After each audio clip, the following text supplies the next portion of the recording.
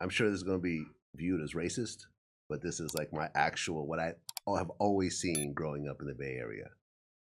You always have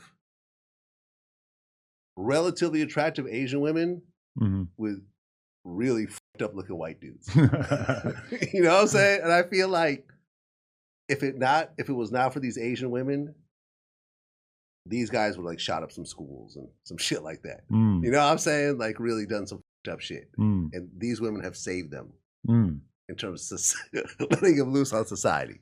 Yeah, they're caretakers. They're level-headed, reasonable.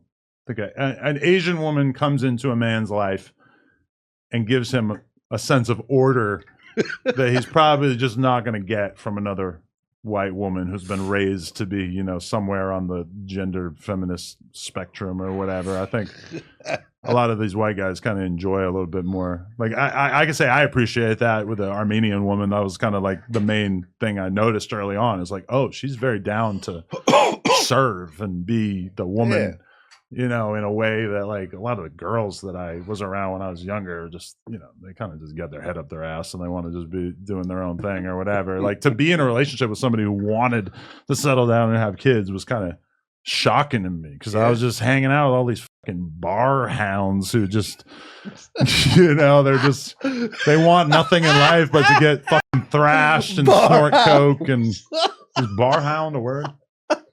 I mean, a lot of people know what I mean. That type. No, man, just the visual of that. Just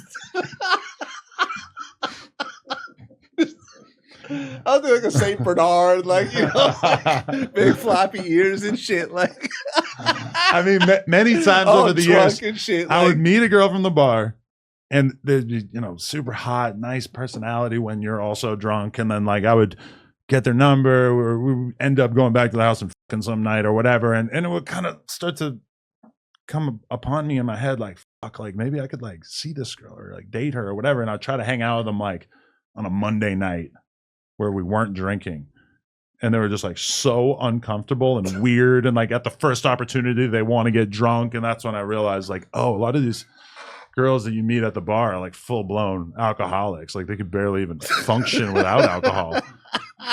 Which was kind of weird for me. I was more of like a casual drinker, you know. I've never really been a drinker. Ugh. Yeah, just never really. You know, I'll drink when I feel like it's almost a requirement. Right. Yeah. Like, you know, like an industry party, like you know, open bar, everybody's drinking, I'm going to drink. A lot of times in those situations, still though, I won't drink, and it's its own challenge because it's just so much harder to like mingle with like a shitload of people when you're sober, like full blown sober. Yeah, that's true. It's just like. It's its own thing, and then all of a sudden it's 2 a.m, and it's like, why am I not in bed? Like, what the fuck am I doing? This is insane. Like, it's so hard for me to still be like coherent at 2 a.m, especially if I've been smoking. I don't know, but yeah, okay. What's your take on? I have so many questions that we didn't talk about because we've just been talking about so much random bullshit, which is great. I love it, but. So many of these just sound like interview questions, which I'm trying to avoid. But I did see that you were critical of me platforming Orlando Brown. Yeah. Totally understand where you're coming from. Yeah. Explain that position. Why is Orlando Brown someone that is not worthy of being platformed? I mean, you know, he's not saying like, you know, like this is not a sane person. Like. When you turn off the camera, the act like doesn't stop, right?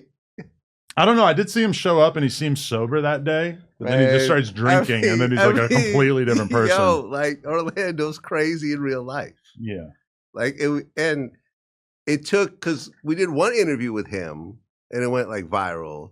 I didn't do the interview. Okay. So I'm like, all right, I'm going to do the next one because this one's like doing crazy numbers, and this seemed like he's an interesting character. I did the interview in person, and I'm like, okay, he's really crazy in real life. Uh-huh. Like he like the crew he came with. Really? Yo, it was. Listen, it was a lot going on, but I'm just saying, like after that, I said, all right, like to keep putting him on, I'm taking advantage of like a mentally disabled person, pretty much. Like that's how I view it. So that's why I was like, yeah, like. if I was Adam, I wouldn't have put him on. Not in any sort of mean way. And I understand like he's trying to make his way and trying to make money and whatever else. It's just like, and you've seen the train wrecks along the way where he'll just be wandering the streets like with one shoe on, and you know what I'm saying? Lush like, said that he used to sell meth to Orlando Brown, and that they smoked meth together. Right. I mean, like you dealing with a meth head, like that's. I mean,